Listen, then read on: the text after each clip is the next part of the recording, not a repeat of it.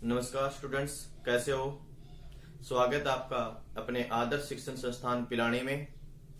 आइए students, class 9th chapter number 4 linear equations इन two variables, exercise number 4.3 exercise 4.3 के हम 5 question कर चुके हैं।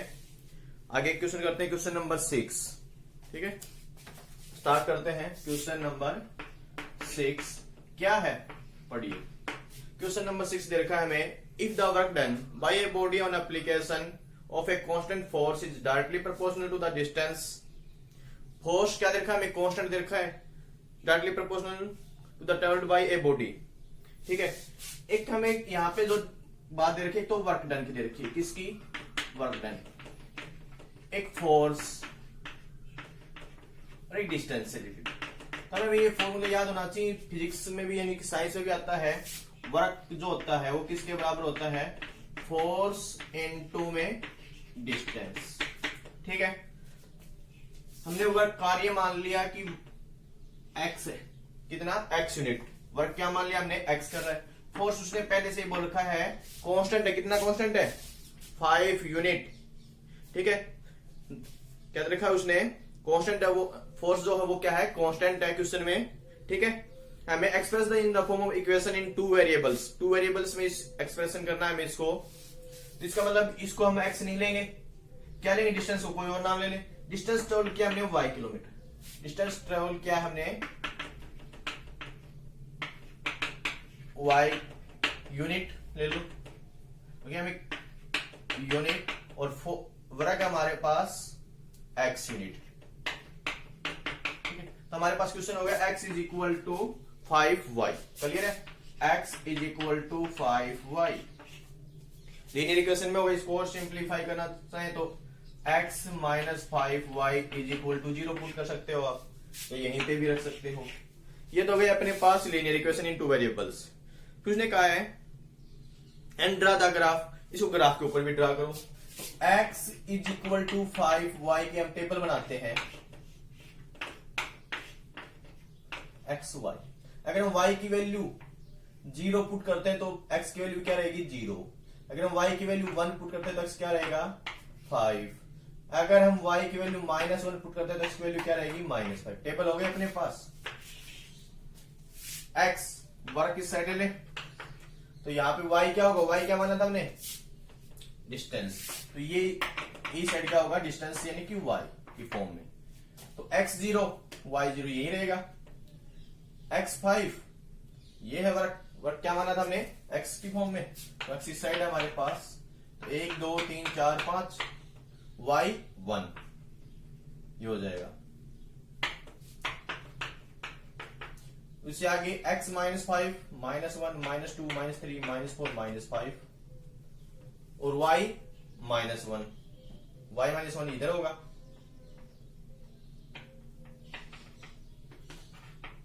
ये हो जाएगा।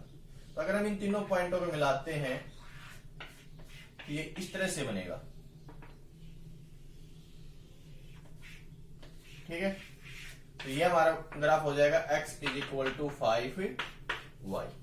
क्लियर है। अब आगे इसमें क्या रखा है, ये तो ग्राफ होगा।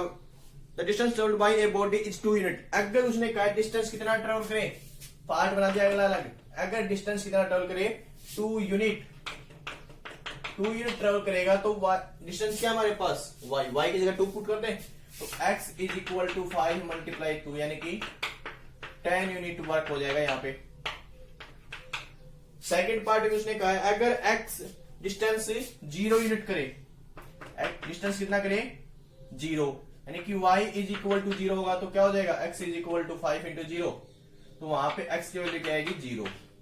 तो वहां पे वर्क क्या होगा, 0 वर्क होगा, यानी कोई वर्क नहीं होगा। क्लियर है।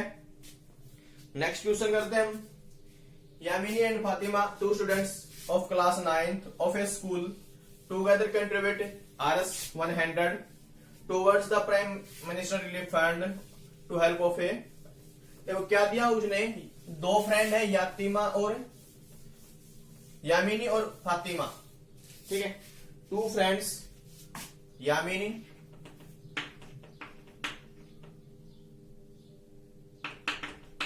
और फातिमा। किसी रिलीफ फंड, किसी प्राइम मिनिस्टर रिलीफ फंड में कितने रुपए कंट्रीब्यूट करते हैं दोनों मिलके? 100 रुपए। ठीक है, उसने कहा है आगे क्या कहा इस क्वेश्चन में, right the linear equation which satisfy the data. इस डाटा को हम सेटिस्फाई करो लीनियर इक्वेशन के फॉर्म में। हमने मान लिया यामिनी जो है वो x रुपए, कितने x, और फातिमा हमने कितने मान लिए y, दोनों मिलके कितने दे रही हैं 100 रुपए। इसका मतलब यामिनी प्लस फातिमा कितने होंगे टोटल 100 रुपए के बराबर होगा। क्लियर है? क्या कहा उसने, दो फ्रेंड है यामिनी और फातिमा, वो दोनों मिलके क्या कर रही हैं, किसी प्राइम मिनिस्टर रिलीफ फंड में 100 रुपीज डोनेट कर रही है। ठीक है, कितने रुपए कुल 100 रुपए। तो हमें उसने ये कंडीशन नहीं दी कि वो कौन सी कितने दे रही है। हमने मान लिया यामिनी x रुपए दे रही तो फातिमा कितने देगी y, तो x प्लस y दोनों का सम कितना होना चाहिए 100, क्योंकि टोटल रुपए कितने हैं 100। इसको लीनियर इक्वेशन में ड्रॉ करने को कहा पहले तो कर दिया, उसके बाद draw the graph of the same, इसको ग्राफ के ऊपर भी शो करो। इसकी टेबल बना लेते हैं, x plus Y is equal to 100, आसान रहेगी। x की वैल्यू 0 तो y क्या रहेगा 100, y 0 तो x 100, और पुट कर लो इसको, x 50 उस हट जाएगा 100 माइनस 50 50, इस तरह से 3 वैल्यू हो गई। अब आप 1 2 3 4 लोगे तो इसमें आपको दिक्कत आएगी कि इतनी वैल्यू कहां तक शो करें, ये x एक्सिस ये y एक्सिस। ठीक है, तो x के ऊपर देखो 100 तक आया था, 10 10 का पेड़ बना लो, 10 20 30 40 50 60 70 80 90 100, इस तरह से। इसी प्रकार ये भी 10 20 30 40 50 60 70 इस तरह से बना लेंगे, 10 20 30 40 50 60 70 80 90 100। तो x 0 y 100 इसके ऊपर होगा कहीं, इसी प्रकार यहां पे होगा x 50 y 50, इसको हम शो करेंगे तो ये आ जाएगा। इसका मतलब ये होगा, अगर हम इन तीनों पॉइंटों को मिलाते हैं तो ये तीनों इस तरह से इसका ग्राफ आ जाएगा। इसके ऊपर लिख देंगे x plus Y is equal to 100। Clear है स्टूडेंट्स? जो लास्ट क्वेश्चन है वो काफी इंपॉर्टेंट क्वेश्चन है और काफी इंटरेस्टिंग क्वेश्चन भी है, उसको करते हैं। इस एक्सरसाइज का लास्ट क्वेश्चन है क्या, draw the graph of the linear equation having using Celsius for x axis and Fahrenheit for a y axis। Celsius और फारेनहाइट में हमें एक इक्वेशन दे रखी है, क्या है वो, कैपिटल F यानी कि Fahrenheit is equal to 9/5 C Celsius plus 32, ये इक्वेशन हमें दे रखी है। ठीक है, ये कंडीशन है। उसके बाद काश ने इसको लीनियर इक्वेशन में कन्वर्ट करो, फारेनहाइट टू सेल्सियस में लीनियर इक्वेशन में कन्वर्ट करते हैं। देखो इसकी टेबल बनाते हैं, समझने की कोशिश करना थोड़ा सा।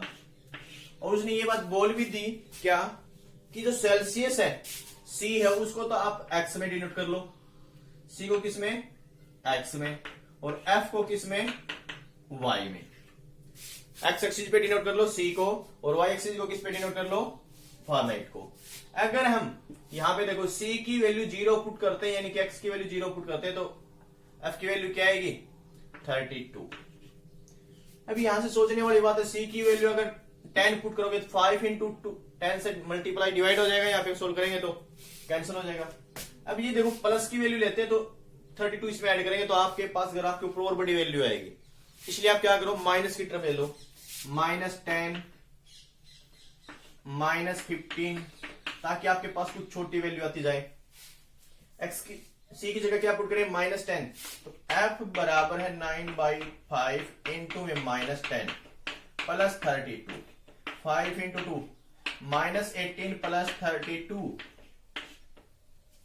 क्या आएगा 10 2 12 2 14।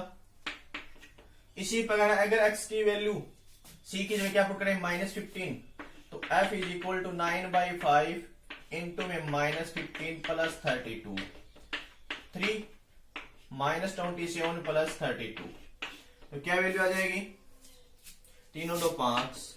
हमारे पास ये तो टेबल हो गई अपने पास, ठीक है, लीनियर। अब इसको ग्राफ के ऊपर डिनोट करते हैं सबसे पहले, फिर 1 बाय 1 पार्ट सोल्व करते हैं। ग्राफ के ऊपर उसने क्या कहा पहले से हमें कि जो सेल्सियस है उसको तो किस साइड लो, एक्स एक्सिस के ऊपर, तो ये तो हो गया सेल्सियस। और वाई एक्सिस के ऊपर कौन सा लेना हमें, फारेनहाइट, ये वाई एक्सिस। सेल्सियस की वैल्यू 5 के पेयर में ले लो आप ताकि आसानी हो जाए।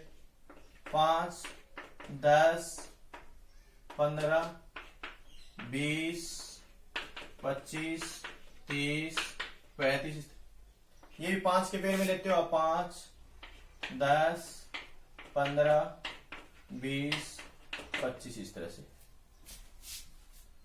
0, 32, थोड़ा सा और ऊपर ले लो, 30, 35, 32 यहां होगा, 0 यहां, तो ये पॉइंट हो गया आपका एक। तो उसके बाद -10 की वैल्यू, -5, -10, ये होगा। y 14, 14 से थोड़ा सा नीचे, ये आ जाएगा। उसके बाद x -15, y 5, ये। तो इसका मतलब ये क्या होगा, ये जो ग्राफ होगा वो इन तीनों पॉइंटों से होते हुए निकलेगा।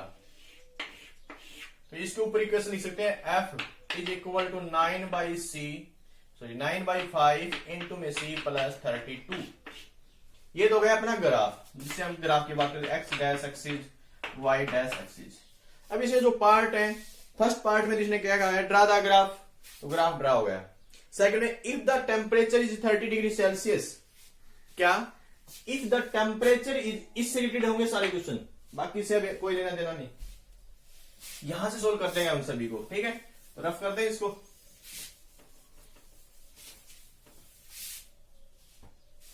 If the temperature is 30 degree Celsius, what is the temperature in Fahrenheit. अगर C इज इक्वल टू 30 है तो F की वैल्यू क्या होगी, तो C की जगह 30 पुट कर दो। Capital F is equal to 9/5 into 30 plus 32,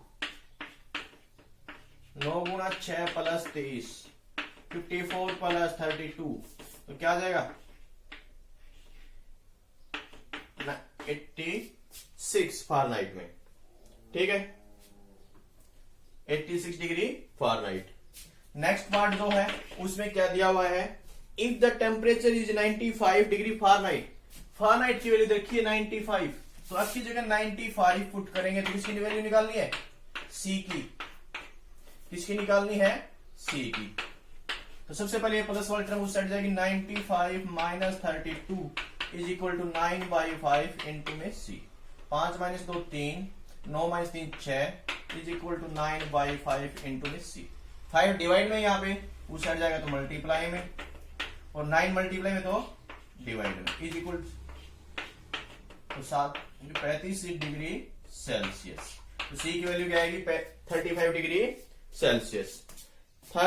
fourth जो पार्ट उसमें क्या दे रखा है, देखो, if the temperature is 0 degree Celsius, temperature कितना 0 डिग्री सेल्सियस, सी की value 0, what is the temperature in Fahrenheit. तो सी 0 होगा, तो यहां से दिखाई दे रहा F is equal to 9/5, C की जगह 0 प्लस 32, तो क्या आएगा F is equal to 32 degree Fahrenheit.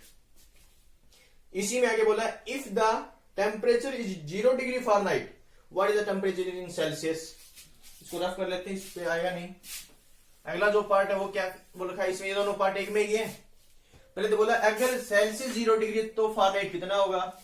इसी में आगे बोल दिया अगर फारेनहाइट 0 है, F की वैल्यू 0 है, तो C की वैल्यू क्या होगी, प्लस 32 को ले जाएंगे, minus 32 is equal to 9/5 C, 5 को ऊपर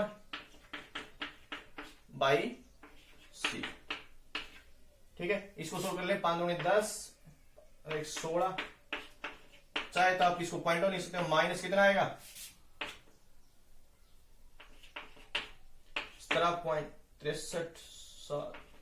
17.7 समथिंग और आएगा।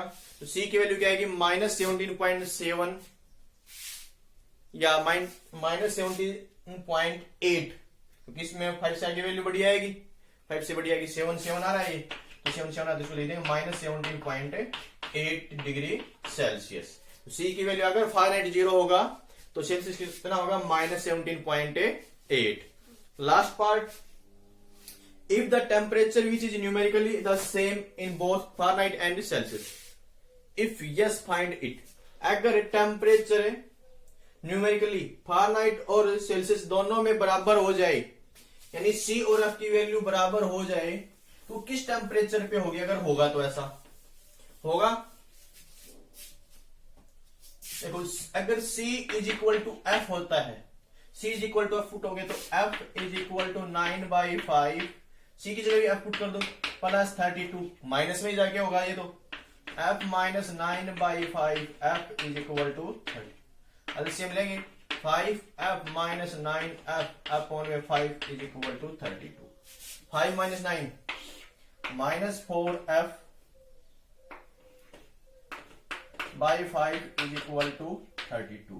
F is equal to 32 upon में 5 ऊपर माइनस 4 नीचे, तो F is equal to -40। तो कितने पे होगा? -40 पे होगा, यानी C और F की वैल्यू -40 डिग्री पे क्या होगी? दोनों की सेम रहेगी।